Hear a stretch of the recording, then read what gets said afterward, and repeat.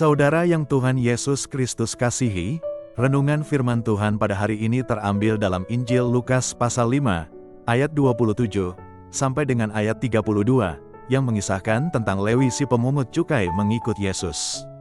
Apa saja yang kita bisa lihat dan temukan dari kisah ini? Dan pelajaran rohani apa yang bisa kita ambil dan terapkan dalam kehidupan kita sebagai orang percaya? Temukan jawabannya dalam renungan firman Tuhan kali ini. Selamat menyaksikan, kiranya menjadi berkat. Tuhan Yesus memberkati. Shalom, saudara yang Tuhan Yesus Kristus kasihi. Berjumpa kembali dengan saya di channel ini, di mana hari ini kembali kita akan bersama-sama membaca dan merenungkan firman Tuhan. Nah, hari ini firman Tuhan saudara terambil dari Injil Lukas pasalnya yang kelima ayat 27 sampai dengan ayatnya yang ke-32. Saya akan membacakan bagian firman Tuhan ini, demikian firman Tuhan.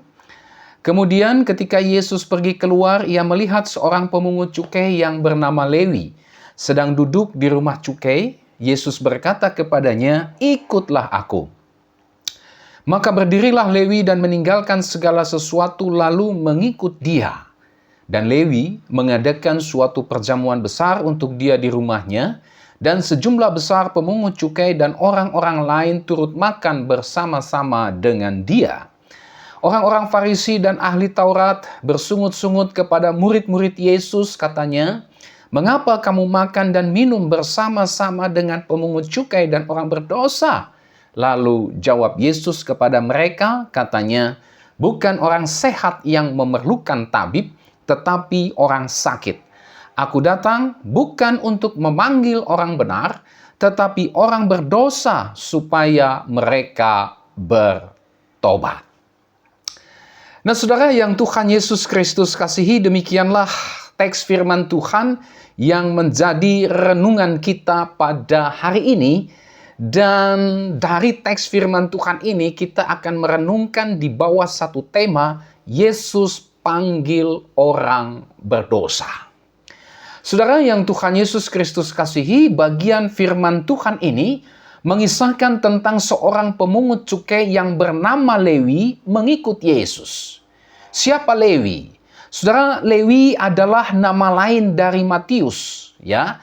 Kalau kita membaca kisah yang sama yang dicatat di Injil lain, itulah dalam Matius 9 ayat 9 sampai 13, di situ kita akan menemukan kata atau nama orang Matius.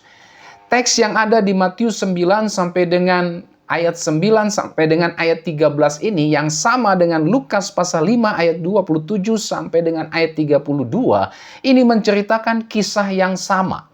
Di Lukas orang itu disebut Lewi, sedangkan di Injil Matius orang itu disebut dengan sebutan nama Matius, ya. Dialah yang pada akhirnya menjadi penulis Injil Matius. Jadi Bapak Ibu Saudara, Lewi ini adalah sebuah nama dalam bahasa Ibrani, sedangkan Matius ini adalah nama dalam bahasa Yunani. Jadi Lewi ya dan Matius ini menunjuk kepada orang yang sama. Nah, saudara yang Tuhan Yesus Kristus kasihi, di dalam bagian firman Tuhan ini diceritakan bahwa Yesus melihat Lewi sedang duduk di rumah cukai. Ayatnya yang ke-27. Dari ayat 27 ini kita bisa melihat bahwa Lewi ini rupanya bekerja sebagai seorang pemungut cukai, ya. Kalau dalam bahasa kita seorang penagih pajak, ya. Nah, ketika Tuhan Yesus melihat Lewi dia sedang duduk di rumah cukai atau sedang dalam pekerjaannya sebagai seorang pemungut cukai, Yesus berkata kepadanya, "Ikutlah aku." Ayatnya yang ke-27. Nah, saudara, ketika Lewi mendengar perkataan Yesus itu, dia pun Alkitab mencatat segera berdiri, meninggalkan pekerjaannya sebagai pemungut cukai dan mengikut Yesus. Ayat 28. Ya. Dia tidak menunda-nunda, dia tidak mengulur-ulur waktu, tetapi dia segera berdiri lalu meninggalkan segala sesuatu, ya. meninggalkan pekerjaannya sebagai pemungut cukai dan mengikut Yesus. Lalu kemudian Alkitab mencatat bahwa Lewi mengadakan suatu perjamuan besar bagi Tuhan Yesus di rumahnya, ya. Ini mungkin sebuah ungkapan syukurnya mungkin ya atas panggilan Yesus kepada dirinya, lalu dia mengadakan suatu perjamuan besar bagi Yesus, tetapi saudara, dia juga mengundang teman-temannya yang bekerja sebagai pemungut cukai untuk turut makan bersama-sama dengan Yesus. Ayat 29. Ya, dia mengundang teman-teman seprofesi dia dulu sebagai pemungut cukai untuk turut makan bersama-sama dengan Yesus.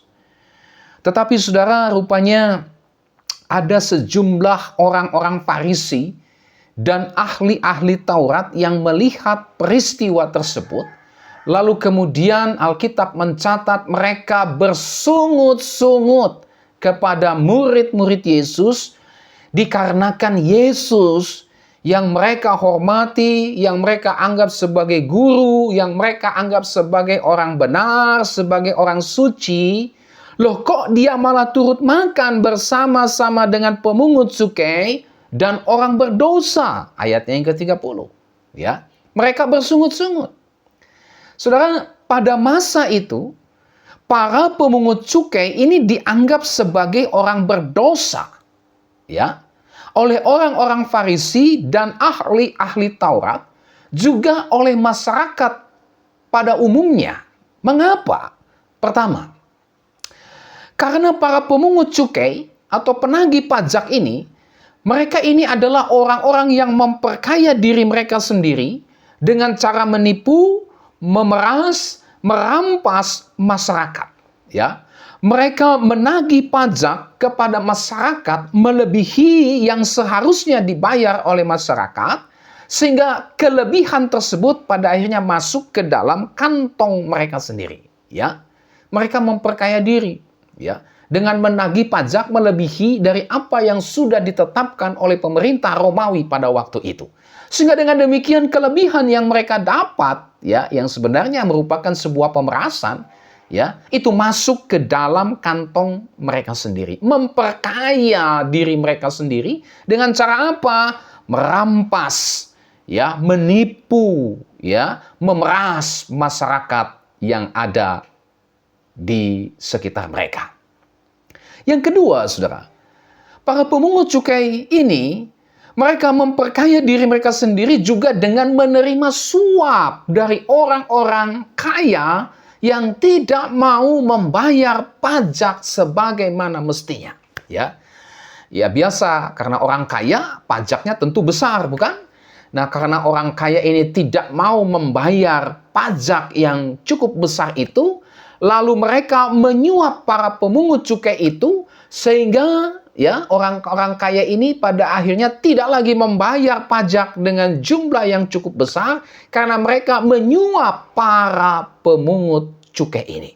Sehingga dengan demikian para pemungut cukai ini mereka memperkaya diri mereka dengan cara menerima uang suap dari orang-orang kaya yang tidak mau membayar pajak sebagaimana mestinya. Alasan yang ketiga, saudara, para pemungut pajak ini mereka bekerja untuk bangsa penjajah Romawi, ya.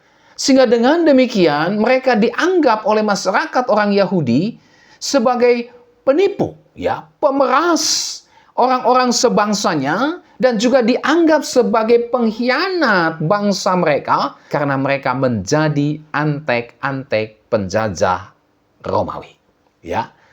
Nah, akibat perilaku pemungut pajak tersebut, pemungut cukai ini, saudara, maka para pemimpin agama Yahudi, ya, ahli-ahli Taurat dan orang-orang Farisi, mereka mengeluarkan fatwa.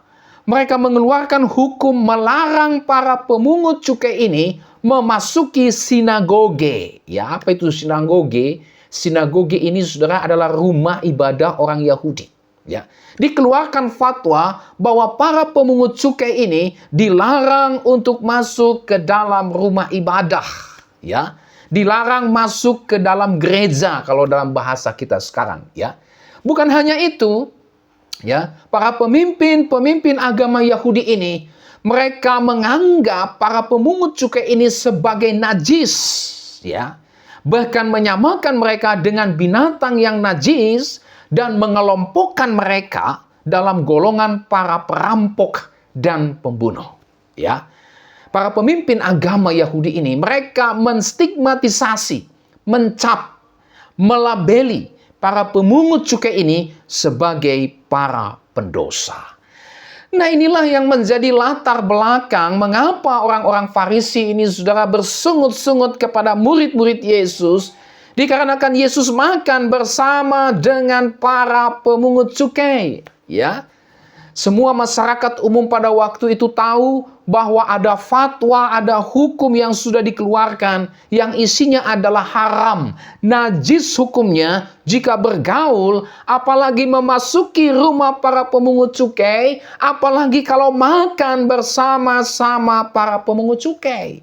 Ya, tindakan seperti ini dianggap sebagai mengambil bagian, ya, masuk dalam golongan mereka yang sudah dicap sebagai para perampok dan pembunuh, yang dicap sebagai orang-orang berdosa.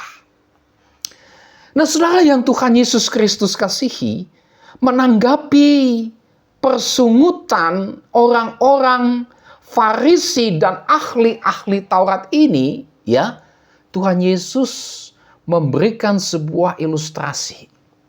Dia berkata bahwa bukan orang sehat yang memerlukan tabib, tetapi orang berdosa. Ayat 31.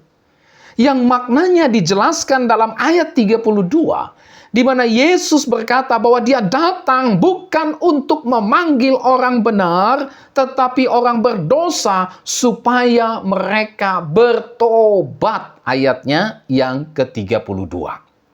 Ya. Saudara, orang berdosa diumpamakan seperti orang sakit.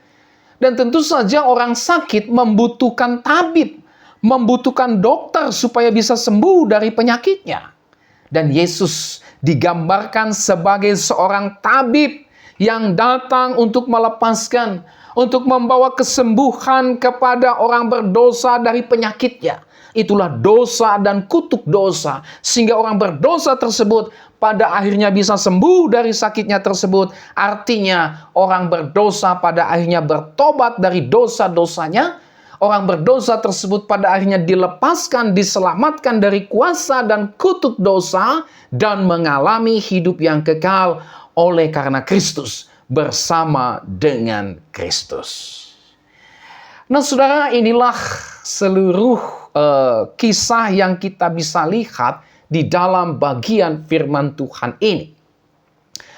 Nah, apa pelajaran penting yang bisa kita ambil dari bagian firman Tuhan ini? Pertama, Yesus datang ke dunia ini untuk memanggil setiap orang berdosa supaya mereka bertobat dari dosa-dosanya dan memperoleh hidup yang kekal. Ya, tadi kita sudah lihat di dalam ayatnya yang ke-32 menanggapi persungutan daripada ahli-ahli Taurat dan orang-orang Farisi, Yesus mengatakan bahwa dia datang ke dunia ini untuk apa? Tidak lain dan tidak bukan adalah untuk memanggil setiap orang berdosa supaya mereka bertobat dari dosa-dosanya dan memperoleh hidup yang kekal. Saudara, di sini kita bisa melihat keunikan iman Kristen, ya. Di sini kita bisa menemukan keunikan iman Kristen, ya. Disinilah letak keunikan iman Kristen dibandingkan dengan iman di luar kekristenan, yaitu bukan manusia yang mencari Allah supaya bertobat dan diselamatkan, tetapi Allah lah yang datang mencari dan memanggil orang berdosa supaya mereka bertobat, percaya kepada Injil, dan diselamatkan. Ya, mustahil, saudara, orang berdosa ini dia bisa mencari, menemukan, dan memanggil Allah. Mustahil. Kenapa dikatakan mustahil? Karena bagaimana mungkin orang yang berdosa, yang dikuasai oleh dosa, yang seluruh pikiran kehendak hatinya adalah untuk melakukan keinginan dosa, yang mati secara rohani, yang terus-menerus memberontak kepada Tuhan, yang tidak bisa mungkin mencapai standar kekudusan Allah, dia bisa berjumpa dengan Allah dan mendapatkan pengampunan serta keselamatan dari Allah. Mustahil, karena kondisinya yang seperti itu. Ya. Nah, inilah keunikan iman Kristen. Hanya di dalam iman Kristen sajalah kita bisa menemukan Allah yang mencari orang berdosa, bukan orang berdosa yang mencari Allah. Ya. Karena tidak mungkin orang berdosa mencari dan menemukan Allah. Kenapa? Seluruh hati, pikiran, dan seluruh eksistensinya, kehendaknya adalah melawan Allah. Kalaupun pada akhirnya dia beribadah kepada Allah, Allah yang dia sembah, Allah yang kepadanya dia mengabdi, bukanlah Allah yang sejati, melainkan Allah yang merupakan hasil buah dari perbuatannya yang berdosa.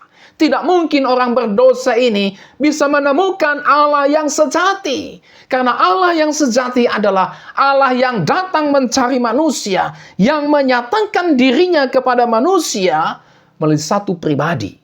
Itulah Tuhan Yesus Kristus. Nah, oleh sebab itu, saudaraku yang Tuhan Yesus Kristus kasihi, yang mungkin terjadi adalah Allah mencari dan memanggil orang berdosa supaya mereka bertobat, percaya kepada Injil Yesus Kristus, dan diselamatkan dari dosa dan kutuk dosa, serta memperoleh hidup yang kekal. Ini yang mungkin terjadi. Allah cari manusia, bukan manusia cari Allah. Mustahil manusia berdosa itu bisa mencari Allah. Tidak mungkin. Yang mungkin adalah Allah lah yang mencari manusia yang berdosa. Nah, Tuhan Yesus Kristus datang ke dunia ini untuk mencari, memanggil, dan menyelamatkan orang berdosa. Ya, hanya Yesus Kristus sajalah satu-satunya juru selamat yang ditentukan oleh Allah untuk menyelamatkan orang berdosa dari dosa mereka. Hanya Yesus Kristus sajalah yang adalah Allah sendiri yang mencari orang berdosa supaya mereka bertobat dan diselamatkan. Nah, oleh sebab itu, saudaraku yang Tuhan Yesus Kristus kasihi, jangan pernah ragu, jangan pernah bimbang. Percayalah hanya kepada Yesus Kristus, maka saudara akan diselamatkan dari dosa-dosa saudara. Seberdosa apapun kehidupan saudara, Kristus datang untuk mencari, memanggil, dan membawa saudara untuk keluar dari kuasa dan kutuk dosa, serta melepaskan saudara dari ikatan kuasa-kuasa iblis, dan mengaruniakan kepada saudara hidup yang kekal. Ya, hanya Yesus Kristus yang bisa mengampuni dosa-dosa saudara, melepaskan saudara dari kuasa dan kutuk dosa, serta dari ikatan kuasa setan-setan, dan membawa saudara masuk dalam persekutuan kekal dengan Allah. Oleh sebab itu, ketika saudara berkata, "Aku orang berdosa, ya Tuhan. Tuhan, dosaku itu begitu jahat, ya, begitu memalukannya Tuhan.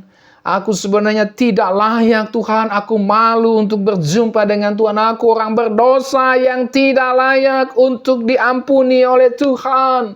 Aku orang berdosa yang tidak layak untuk dikasihani oleh Tuhan."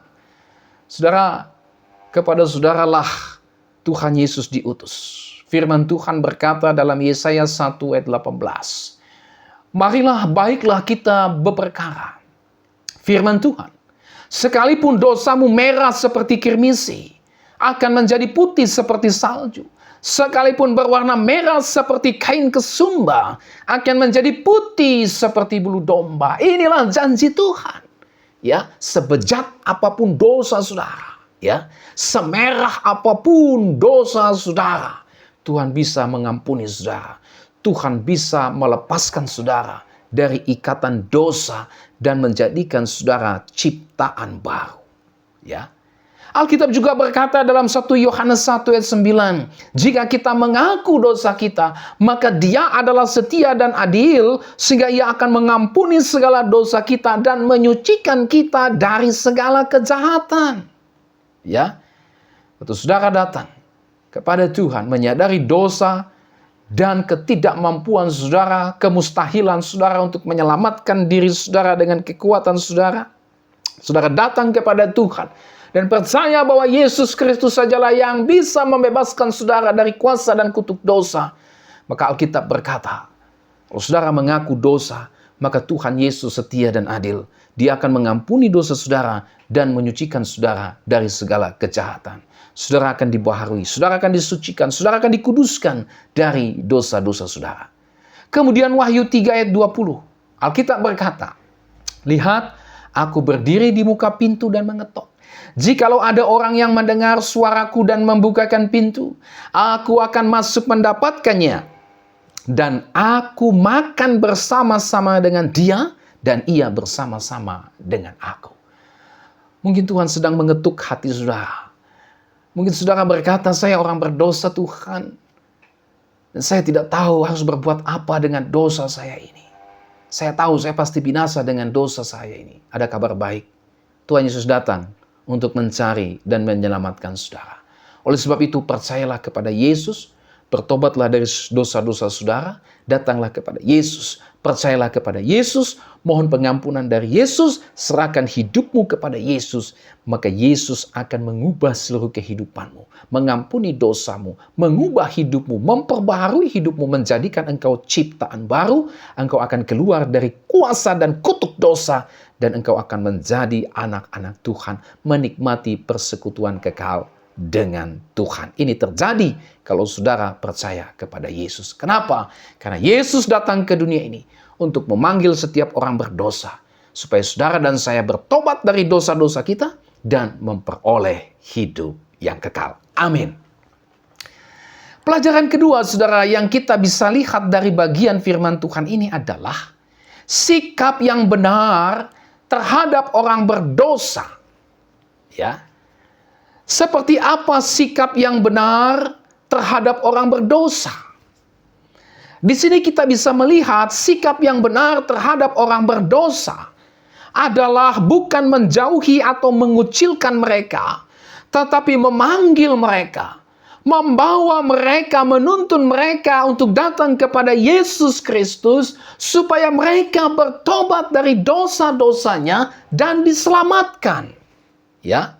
Ini pelajaran kedua yang bisa kita lihat, yang kita bisa ambil dan terapkan dalam kehidupan kita. Sikap yang benar terhadap orang berdosa, bukan menjauhi mereka, bukan mengucilkan mereka, tetapi justru kita membawa mereka, menuntun mereka untuk datang kepada Yesus Kristus supaya mereka bertobat dari dosa-dosanya dan diselamatkan. Saudara, inilah yang dilakukan oleh Yesus.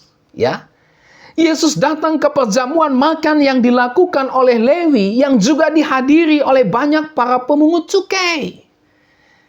Yesus dia makan bersama-sama dengan mereka, ya, meskipun mendapatkan kecaman, cibiran, sungutan dari ahli-ahli Taurat dan orang-orang Farisi karena menganggap Yesus kompromi dengan mereka. Tidak, ya.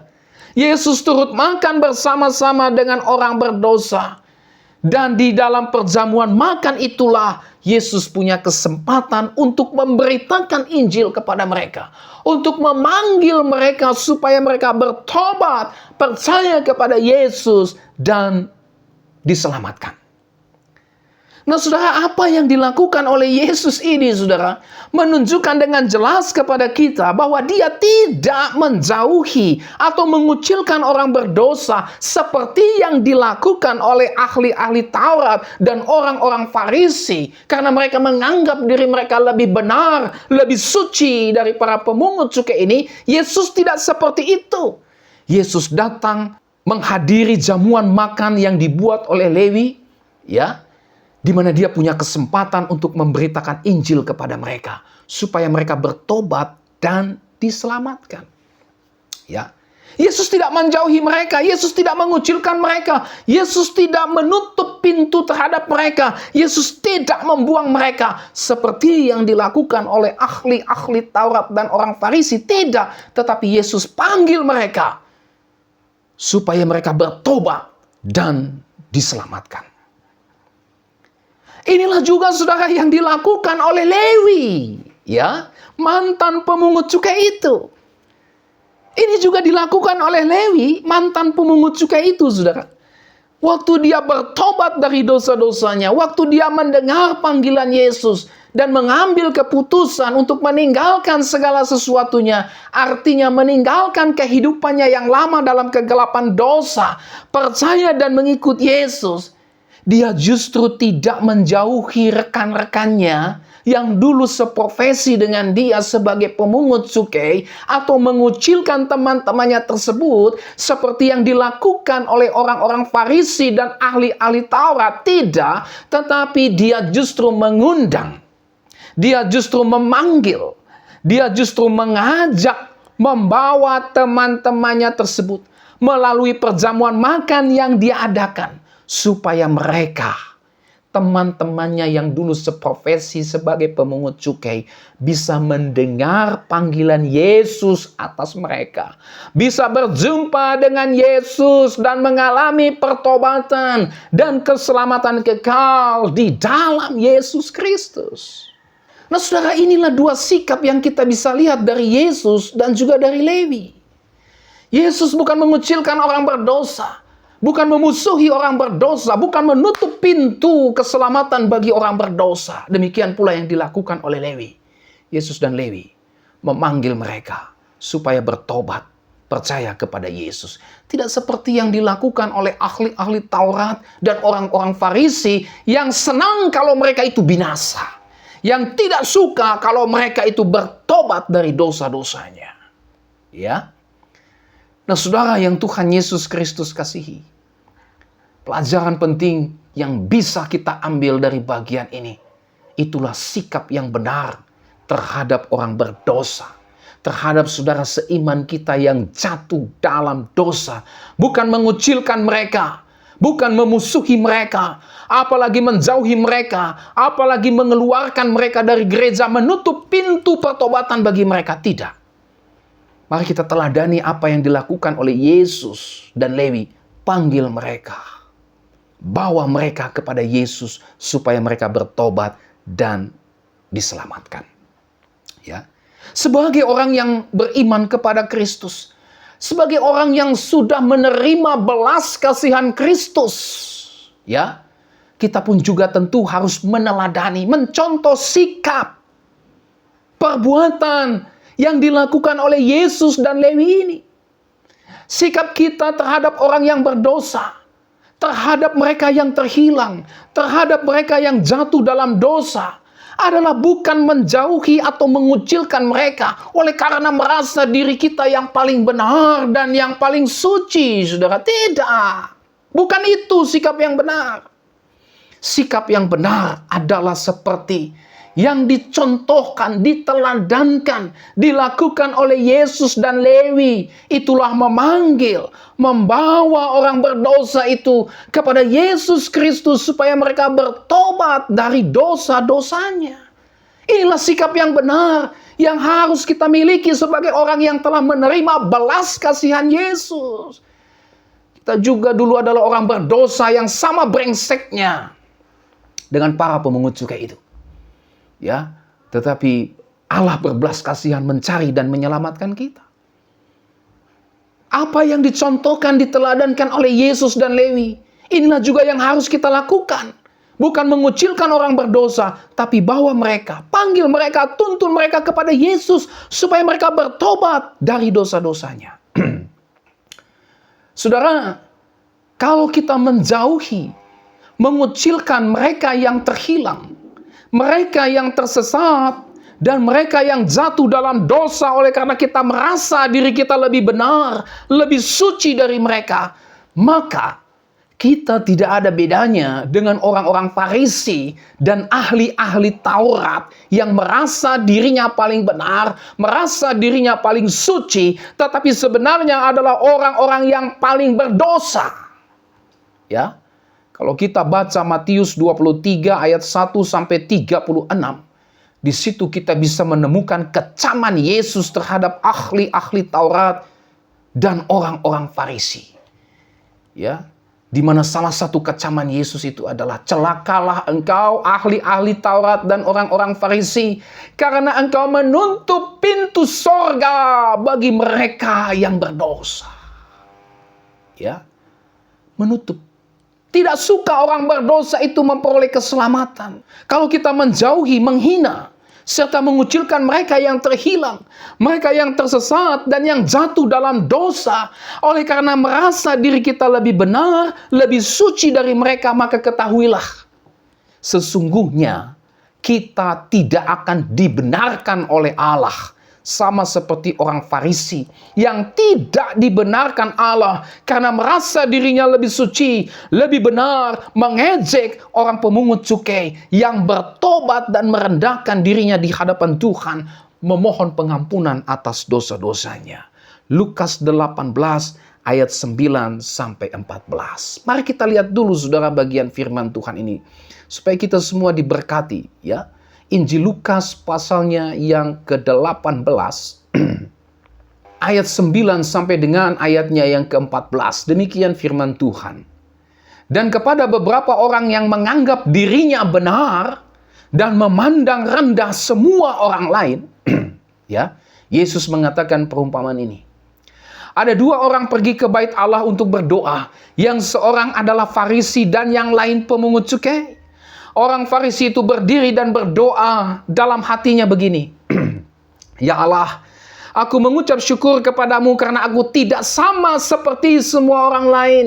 Bukan perampok, bukan orang lalim, bukan pezinah, dan bukan juga seperti pemungut cukai ini.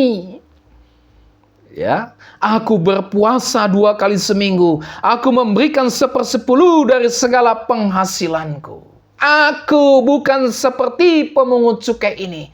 Dia sedang menunjuk seorang pemungut cukai yang juga berdoa di bait Allah. Mari kita lihat apa doa seorang pemungut cukai ini. Ayatnya yang ke-13 dari Lukas 18.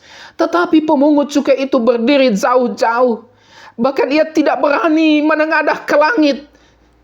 Dia menundukkan kepalanya ke bawah. Dia merasa tidak layak untuk menengadah ke langit. Melainkan dia memukul diri dan berkata, Ya Allah, kasihanilah aku, orang berdosa ini. Apa jawab Yesus?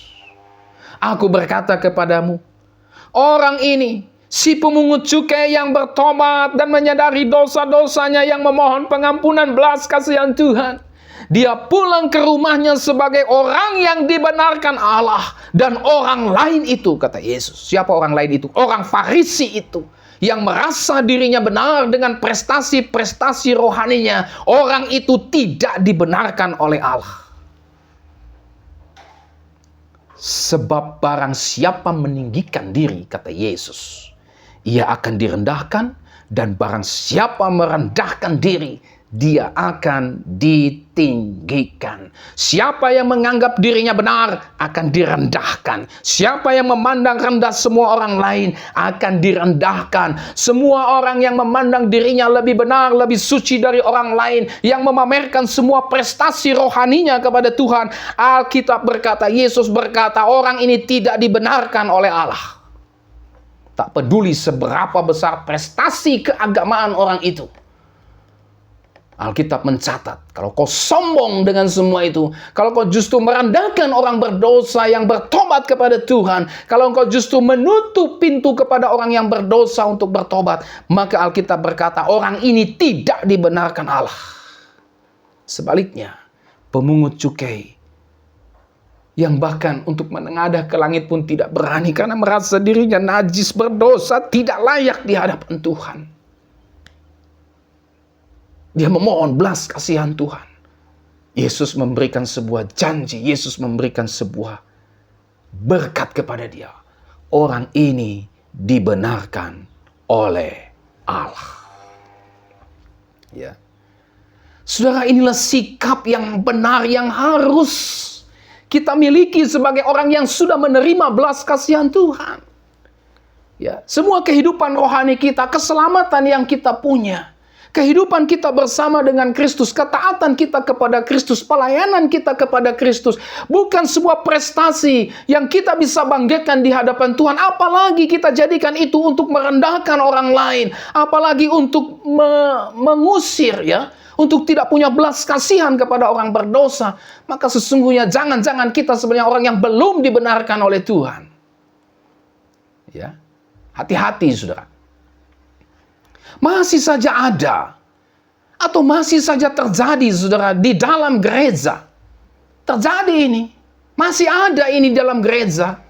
Di mana mereka yang menyebut dirinya sebagai seorang pendeta, menyebut dirinya sebagai seorang gembala jemaat, menyebut diri mereka sebagai majelis jemaat, ya, yang ketika melihat saudara seimannya jatuh dalam dosa, justru malah dikucilkan, justru malah dibuang, justru malah dikeluarkan dari gereja. Saudara seimannya, saudara, jatuh dalam dosa, justru malah dikucilkan, dibuang, dikeluarkan dari gereja, dan dilarang kembali untuk masuk dalam gereja. Padahal, saudara seimannya itu, dia sudah bertobat, menunjukkan penyesalan dan pertobatannya atas dosa yang dilakukannya, dan memberi dirinya untuk digembalakan. Sudah mau bertobat, memberi diri untuk digembalakan. Tetapi rupanya penggembalaan yang dilakukan terhadap saudara seimannya yang sudah jatuh dalam dosa tersebut justru mengalami penolakan, ditolak oleh oknum yang menyebut dirinya pendeta, yang menyebut dirinya aku gembala jemaat, aku majelis jemaat, bahkan ditolak oleh gereja, mengatasnamakan gereja. Mereka mengatasnamakan kesucian hidup. Atas nama kesucian hidup, maka mereka merasa berhak untuk membuang, mengucilkan saudara seimannya yang jatuh ke dalam dosa. Karena merasa diri lebih suci, merasa diri lebih kudus, merasa diri orang yang sudah menjaga kesucian hidup, maka mereka seolah berhak menjadi hakim untuk mengucilkan, membuang, bahkan mengeluarkan saudara seiman mereka sendiri dari keanggotaan gereja, dan melarang saudara seimannya yang sudah jatuh dalam dosa ini untuk kembali ke gereja. Bayangkan saudara. Ya, ada. Terjadi di mana? Dalam gereja. Siapa? Para pelaku yang menyebut dirinya pelayan Tuhan, hamba Tuhan, gereja Tuhan. Bukan orang yang tidak percaya kepada Yesus. Nah, yang lebih tragis, lebih miris lagi adalah ketika penggembalaan itu dilakukan kepada saudara seimannya yang sudah jatuh dalam dosa, yang mau bertobat dan yang mau digembalakan. Orang-orang ini, mereka justru menuduh penggembalaan yang dilakukan terhadap saudara seiman mereka yang telah jatuh dalam dosa tersebut sebagai sebuah tindakan melindungi si pendosa tersebut. Dianggap sebagai sebuah tindakan mengistimewakan si pendosa tersebut. Bayangkan itu saudara.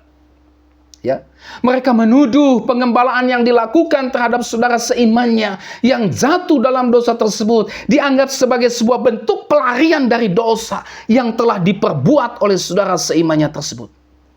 Ya, memfitnah bahwa apa yang dilakukan si pendosa ini dengan sedia digembalakan itu sebagai pelarian saja. Katanya begitu. Ya. Penggembalaan yang dilakukan terhadap saudara seiman mereka yang jatuh dalam dosa itu dianggap sebagai sebuah pertaruhan nama baik, pertaruhan kemurnian dan integritas gereja. Ya. Malu gereja kalau kau pertahankan orang berdosa itu. Kamu mencemarkan nama baik gereja. Kalau kamu menggembalakan orang berdosa itu, kamu sama saja tidak menjaga kemurnian dan integritas gereja ketika kau menggembalakan orang berdosa yang sudah jatuh dalam dosa itu. Bayangkan saudara, mereka menuduh seperti itu. Ya. Mereka justru lebih senang. Mereka rupanya lebih suka jika menjauhkan, mengucilkan, dan mengeluarkan saudara seimannya yang jatuh dalam dosa itu keluar dari gereja. Mereka lebih suka itu daripada pengembalaan yang dilakukan supaya dia bertobat dan kembali kepada Kristus. Alih-alih menggembalakan saudara seimannya yang telah jatuh dalam dosa untuk bisa datang kepada Kristus dalam pertobatan, mereka justru lebih suka jika saudara seimannya yang jatuh dalam dosa itu dijauhkan, dikucilkan, dikeluarkan dari gereja, dan tidak boleh diterima lagi dalam gereja. Ya. Terjadi, ngeri, tragis dilakukan di dalam gereja oleh mereka yang menyebut dirinya sebagai pelayan-pelayan Tuhan. Ya. Seharusnya oknum-oknum ini, mereka yang merasa dirinya benar, merasa dirinya kudus, merasa dirinya lebih suci daripada saudara seimannya yang telah jatuh dalam dosa itu, seharusnya mereka baca baik-baik, renungkan baik-baik dengan sungguh-sungguh apa yang dilakukan oleh Yesus terhadap perempuan yang kedapatan bersinah yang dicatat dalam Yohanes 8 ayat 2-11. Mereka harus baca itu, renungkan itu sungguh-sungguh. Yohanes 8 ayat 2-11. Ketika ahli-ahli Taurat, lagi-lagi ahli-ahli Taurat, dan orang-orang Farisi, lagi-lagi orang-orang Farisi, ya, yang merasa diri benar, yang merasa lebih diri suci, mereka datang menuntut kepada Yesus agar perempuan yang bersinah itu dirajam sampai mati. Ketika mereka memohon itu, Tuhan Yesus justru mengecam tindakan mereka yang merasa dirinya lebih suci, lebih benar. Padahal mereka adalah orang berdosa, sama seperti perempuan yang kedapatan bersinah tersebut. Sama saja, mereka juga orang berdosa. Ya. Makanya Yesus berkata, siapa di antara kamu yang tidak berdosa, hendaklah yang pertama lemparkan batu kepada perempuan yang kedapatan bersinah ini. Silakan. Ya, apa yang dikatakan Yesus itu mengecam, ya, tindakan mereka yang merasa diri lebih suci, lebih benar, padahal mereka adalah orang berdosa juga, sama seperti perempuan yang kedapatan bersinah tersebut. Padahal mereka sebenarnya sama dengan perempuan yang kedapatan bersinah ini, yang juga harus mendapatkan hukuman atas dosa-dosa mereka. Sama. Jangan merasa diri lebih benar, saya tidak dihukum dan perempuan bersinah ini harus dihukum. Tidak, kau pun juga orang berdosa yang seharusnya juga mendapatkan hukuman sama seperti perempuan yang berdosa bersinah ini. Dan mereka pun sebenarnya juga sama dengan perempuan yang kedapatan bersinah itu, membutuhkan belas kasihan, kemurahan hati Allah. Jangan kau pikir bahwa hanya perempuan yang bersinah itu yang perlu mendapatkan kasih karunia Allah, sementara saya tidak. Karena saya orang suci, orang benar. Karena saya tidak sama dengan perempuan yang bersinah itu. Tidak. Kau pun juga butuh belas kasihan dan kemurahan hati Allah. Karena kalau kau tidak mendapatkan belas kasihan dan kemurahan hati Allah, engkau pun juga dibinasakan karena dosa-dosamu. Alih-alih menghukum perempuan yang kedapatan bersinah itu, apa yang dilakukan Yesus, saudara? Tuhan Yesus justru menunjukkan belas kasihannya kepada perempuan yang bersinah ini dengan berkata, aku pun tidak menghukum engkau. Pergilah dan jangan berbuat dosa lagi mulai dari sekarang. Yohanes 8 ayat 11. Bukannya Yesus menghukum, menjauhi, mengucilkan perempuan yang kedapatan bersinah ini. Tetapi yang Yesus lakukan, dia menunjukkan belas kasihannya kepada perempuan yang bersinah ini. Dan memanggilnya untuk bertobat dari dosa-dosanya. Aku pun tidak akan menghukum engkau. Pergilah dan jangan berbuat dosa lagi mulai dari sekarang. Ya. Yesus tidak menghukum, Yesus tidak mengucilkan orang perempuan bersinah ini, sudah. Tapi Yesus memanggil perempuan bersinah ini. Mulai sekarang, bertobat ya. Bertobatlah dan jangan berbuat dosa lagi mulai dari sekarang. Inilah yang diajarkan oleh Yesus. Inilah pesan yang disampaikan oleh Yesus kepada orang-orang Farisi dan ahli-ahli Taurat. Ya. Kisah yang sama dalam Matius 9 ayatnya yang ke-13. yang juga menceritakan tentang pertobatan Lewi, tentang pertobatan Matius. Matius 9 ayat 13 berkata, ini perkataan Yesus kepada orang-orang Farisi dan ahli-ahli Taurat yang bersungut-sungut ketika Yesus makan dengan para pemungut cukai yang dianggap berdosa itu. Yesus berkata, jadi pergilah dan pelajarilah arti firman ini. Yang ku kehendaki ialah belas kasihan dan bukan persembahan. Karena aku datang bukan untuk memanggil orang benar, melainkan orang berdosa. Yesus suruh mereka, pergi, pelajari arti firman ini. Sudah banyak kau belajar firman Tuhan. Engkau disebut ahli-ahli Taurat. Tetapi mengapa engkau tidak mengerti arti firman itu? Oleh sebab itu Yesus berkata, pergi. Belajar lagi dengan sungguh-sungguh arti firman ini. Yang ku kehendaki ialah belas kasihan, bukan persembahan. Bukan prestasi-prestasi rohanimu yang kau tonjolkan, yang kau banggakan. Bukan. Pelajari arti firman ini. Yang Tuhan kehendaki adalah belas kasihan. Saudara yang Tuhan Yesus Kristus kasihi, kalau Yesus saja mengecam sikap merasa diri lebih suci dan lebih benar serta tidak menghukum perempuan yang berzina ini, melainkan menunjukkan belas kasihannya dengan memanggil dia kepada pertobatan. Lalu mengapa kita merasa diri lebih suci? Mengapa kita merasa diri kita lebih benar sehingga kita merasa berhak untuk menjadi hakim atas mereka yang jatuh dalam dosa dengan memusuhinya, menjauhinya, mengucilkannya, mengusirnya dari gereja kita dan melarang mereka datang ke gereja? Yesus tidak bersikap seperti itu. Yesus tidak mengajar seperti itu. Lalu mengapa kita sok-sokan lebih dari Yesus? Mengambil hak Yesus. Ya, merasa diri lebih suci, lebih benar, lalu kemudian merasa berhak untuk menjadi hakim bagi mereka yang jatuh dalam dosa, bagi saudara seimannya yang jatuh dalam dosa, yang terhilang, yang tersesat, dengan memusuhi mereka, menjauhi mereka, mengucilkan, mengusirnya dari gereja, dan melarang mereka datang ke gereja. Siapa kita? Ya, oknum yang menyebut dirinya pendeta. Oknum yang menyebut dirinya gembala jemaat, majelis jemaat, atau mungkin juga ada di antara kita. Yang ketika melihat saudara seimannya jatuh dalam dosa, justru malah mengucilkan dan membuang, mengeluarkan orang tersebut dari gereja.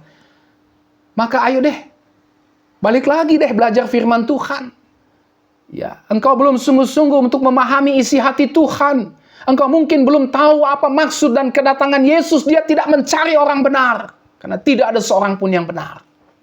Ya, Yesus datang untuk mencari orang berdosa supaya mereka bertobat. Ya.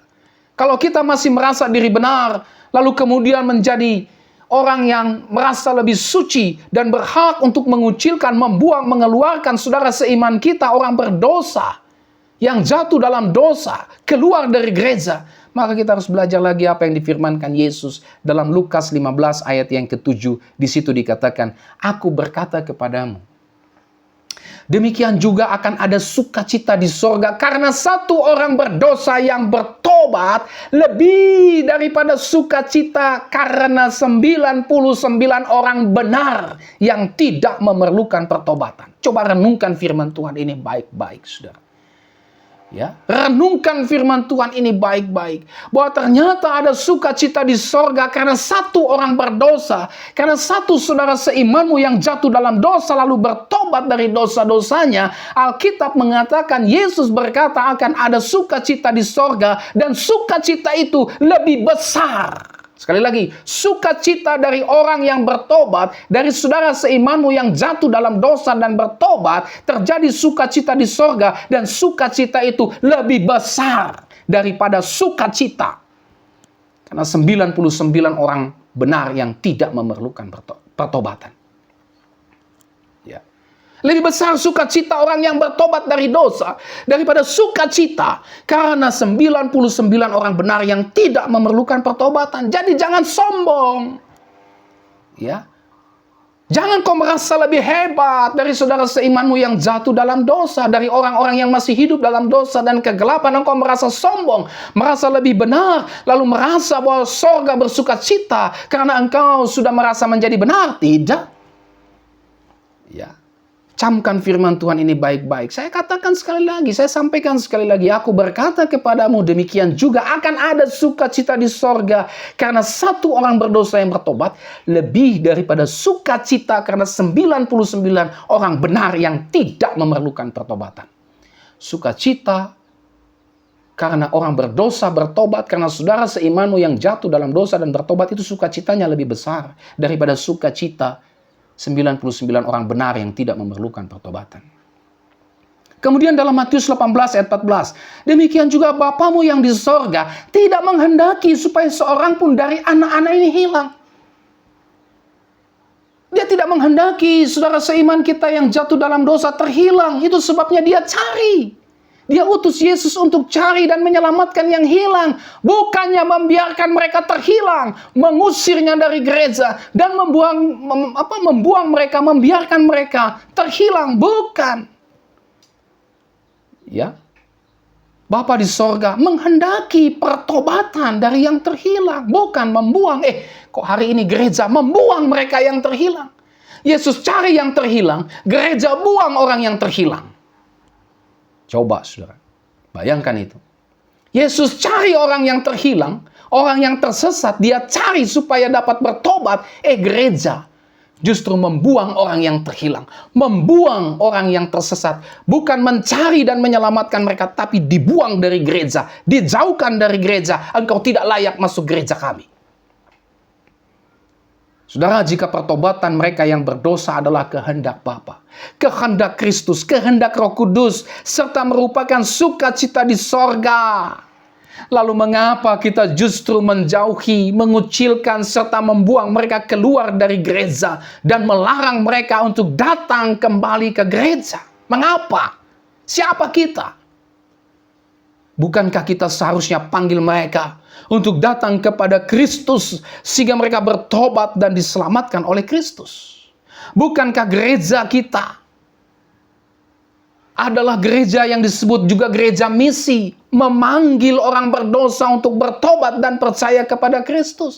Bukankah gereja kita adalah gereja yang injili, gereja yang memberitakan Injil kabar baik kepada orang berdosa supaya mereka bertobat dan percaya kepada Kristus dan diselamatkan? Tapi mengapa kita justru membuang orang berdosa, membiarkannya terhilang, tidak menghendaki pertobatan dan pengembalaan terhadap dia? Mengapa? Bukankah ini visi misi yang diberikan Kristus sang kepala gereja itu kepada gereja? Cari orang berdosa. Pergi cari selamatkan mereka dari kutuk api neraka. Bawa mereka kepada Kristus supaya diselamatkan. Lah kok gereja malah membuang, menutup pintu supaya mereka tidak bisa kembali ke gereja? Ini apa, saudara? Ya. Kalau ternyata kita dan gereja kita mengaku-ngaku gereja yang bermisi, mengaku-ngaku gereja yang memberitakan Injil, mengaku bahwa Kristus adalah kepala gereja kita, tetapi faktanya malah menutup pintu pertobatan dan penggembalaan bagi orang berdosa, bagi saudara seimanmu yang jatuh dalam dosa, maka celakalah kita. Celakalah gereja kita. Yang sama saja seperti orang-orang Farisi dan ahli-ahli Taurat yang dikecam Yesus dalam Matius pasal 23 ayat 13. Yesus berkata, celakalah kamu, hai ahli-ahli Taurat dan orang-orang Farisi. Hai kamu orang-orang munafik, karena kamu menutup pintu-pintu kerajaan sorga di depan orang. Sebab kamu sendiri tidak masuk dan kamu merintangi mereka yang berusaha untuk masuk. Hati-hati, celaka kita, saudara. Ya. Jika ternyata kita dan gereja kita mengaku-ngaku gereja yang bermisi, mengaku gereja-gereja yang memberitakan Injil, tetapi faktanya malah menutup pintu pertobatan, menolak pengembalaan bagi orang berdosa, maka gereja kita bukan lagi gereja Kristus, tetapi gereja setan. Ya. Jika ternyata kita dan gereja kita mengaku-ngaku gereja yang bermisi dan memberitakan Injil, tetapi faktanya malah menutup pintu pertobatan dan pengembalaan bagi orang berdosa, maka Kristus bukan lagi yang menjadi kepala gereja kita, tetapi setan. Kenapa? Karena Kristus panggil orang berdosa supaya bertobat dan diselamatkan, sementara setan menghambat, menghalangi orang berdosa, bertobat, dan percaya kepada Kristus. Hati-hati, jangan main-main dengan hal ini. Ya, pahami apa kata firman Tuhan, aku datang untuk mencari orang berdosa supaya mereka bertobat dan diselamatkan. Pahami, jangan main-main dengan hal ini. Mari kita bertobat dari dosa, merasa diri benar, merasa diri lebih suci dari orang lain, dari orang berdosa, atau dari saudara seiman kita yang jatuh dalam dosa. Merasa diri lebih benar, merasa diri lebih suci dari orang berdosa lainnya. Ini adalah sebuah dosa kesombongan yang bukan hanya dibenci oleh Tuhan, tetapi juga dikutuk oleh Tuhan. Dan juga merupakan sebuah sikap tindakan yang merintangi misi Allah, yang bertentangan dengan hati Allah. Bagi orang berdosa yang menghendaki orang berdosa, yang menghendaki saudara seimanmu itu, supaya mereka bertobat, percaya kepada Kristus dan diselamatkan.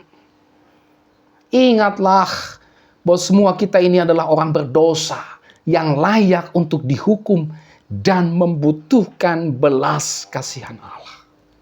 Kalau kita sudah merasakan belas kasihan Allah yang telah mengampuni dosa-dosa kita, maka kita pun seharusnya memiliki belas kasihan Allah tersebut terhadap orang berdosa, terhadap saudara-saudara seiman kita yang jatuh dalam dosa, dengan memanggil mereka, membawa mereka, menuntun mereka untuk datang kepada Kristus, sehingga mereka bertobat dan percaya kepada Injil Yesus Kristus. Nah saudara, mari kita meneladani sikap Yesus dan sikap Lewi terhadap orang berdosa. Apa itu? Bukan menjauhi, bukan memusuhi, bukan mengucilkan atau membuang mereka. Ya, tetapi memanggil mereka, membawa mereka, menuntun mereka untuk datang kepada Yesus Kristus supaya mereka bertobat dari dosa-dosanya dan diselamatkan.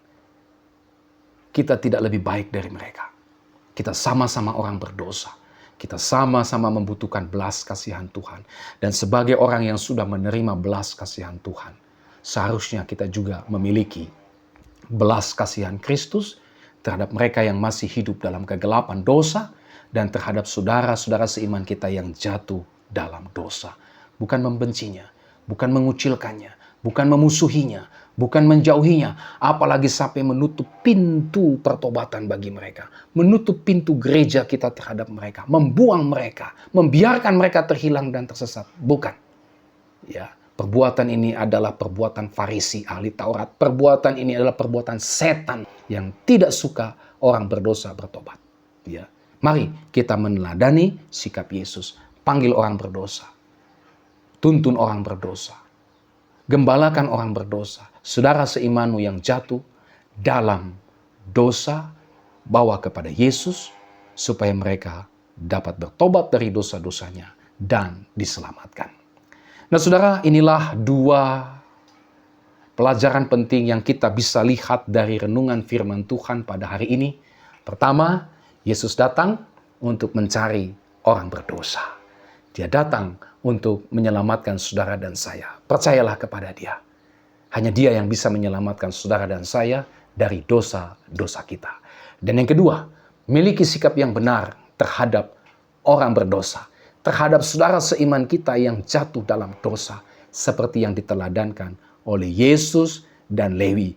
Bukan memusuhi, menjauhi, mengucilkan, membuang mereka, tapi bawa, tuntun mereka, panggil mereka datang kepada Kristus, sehingga mereka dipulihkan oleh Yesus Kristus. Kiranya firman Tuhan hari ini memberkati kita semua. Sampai kita berjumpa kembali. Tuhan Yesus memberkati saudara dan Shalom.